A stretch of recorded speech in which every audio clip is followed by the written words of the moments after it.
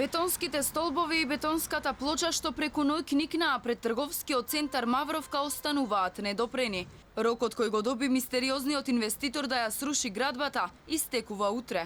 За сега се уште нема ни трага ни глас од инвеститорот. Доколку до утре сам не ги отстрани бетонските столбови, тоа ќе го направи општина Чаир. Ако до пред неколку дена работниците ја вршеа изградбата со полна пареа, денеска пред Мавровка беше тивко. Ниту се гради, ниту се урива.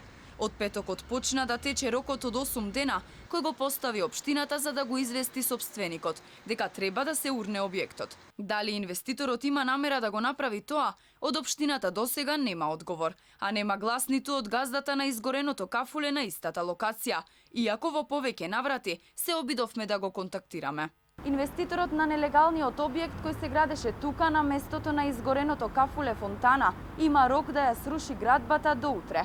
Доколку не го направи тоа сам, понатаму ќе постапи општината заедно со инспекцијскиот совет. Општина Чаир објави и тендер за избор на компанија која ќе го изведе уривањето, чија вредност достигнува сума од над 1.000.000 денари.